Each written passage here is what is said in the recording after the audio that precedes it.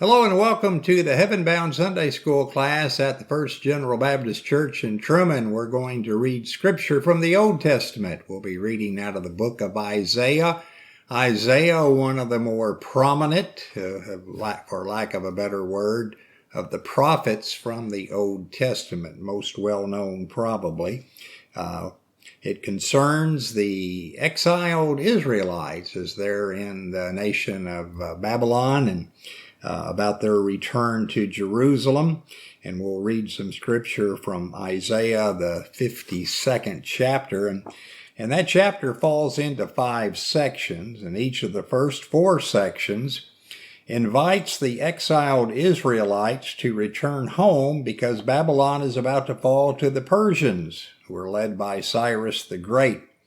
Now, the poems in these 4 sections personify Zion as a woman and depict the period of exile as one of slumber for the ancient city. A rebuilt Jerusalem would welcome home her returning children. The holy and ethical acts to which the prophets had always called the people could be embraced anew as Jerusalem was given another chance to live up to her calling and potential. Now, the scripture we're going to read begins in verse 7. How beautiful upon the mountains are the feet of him that bringeth good tidings, that publisheth peace, that bringeth good tidings of good, that publish salvation, that saith unto Zion, Thy God reigneth. Thy watchmen shall lift up the voice, with the voice together shall they sing, for they shall see eye to eye when the Lord shall bring again Zion.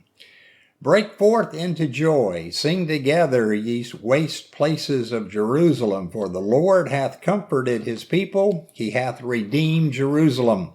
The Lord hath made bare his holy arm in the eyes of all the nations, and all the ends of the earth shall see the salvation of our God.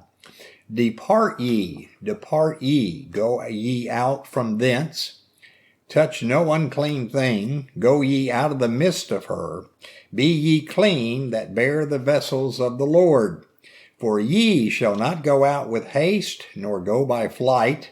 For the Lord will go before you, and the God of Israel will be your reward.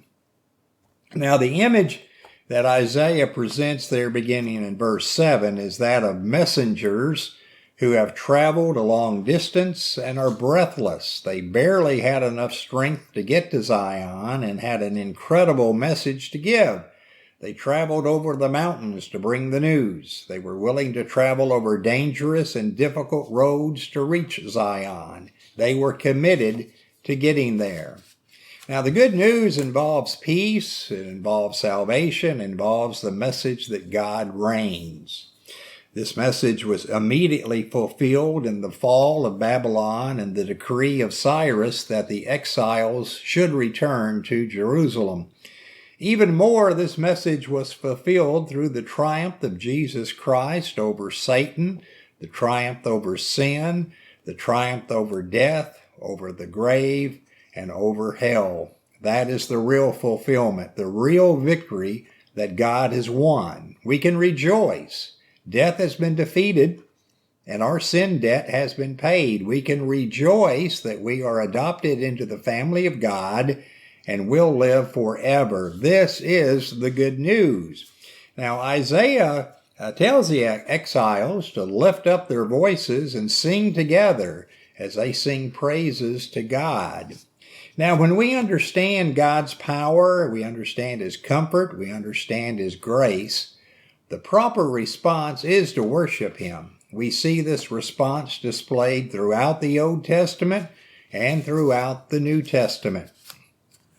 Now, the prophet Isaiah speaks of the Lord redeeming Jerusalem.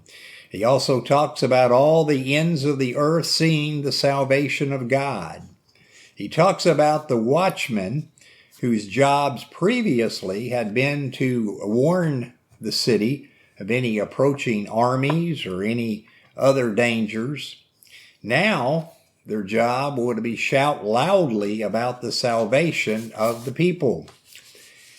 As Isaiah says, it's time to move out. It was time to leave Babylon and make the pilgrimage back to Zion. So we have this image of the exiles. They are living Babylon, and now the message has come. It is time to leave. Babylon is a symbol of the world and all its idolatries, wicked lusts, wicked passion, its sins, and all the gods and goddesses. It is defiled, it is filthy, and it's nasty. The call here is to come out of there and not touch those unclean things anymore. And so he calls on the people of God to be pure and to begin a journey to Zion and to rebuild it. And as they return to Israel, Isaiah assures them that God will be with them every step of the way. Now, there can be no greater calling than that of bearing God's words of hope to people who are seemingly without hope.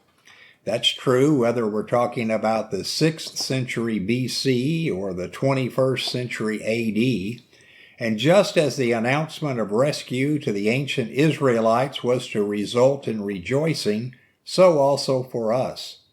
The good news of God's saving work should always create a climate of gratitude and of joy, a desire to share the news, and generous acceptance of all who do receive it. Because God was in the picture, all was not lost for the Jews in Babylonian exile. The same is true today for those exiled spiritually in sin, enemies of God. Now, today's gospel messengers, who are all the Christians, they are to join God's work in spreading that message of eternal rescue. The courage and faith required of the ancient Israelite is our must-have as well. Let us celebrate the good ways in which God can use us as His vessels to transform the lives of those around us.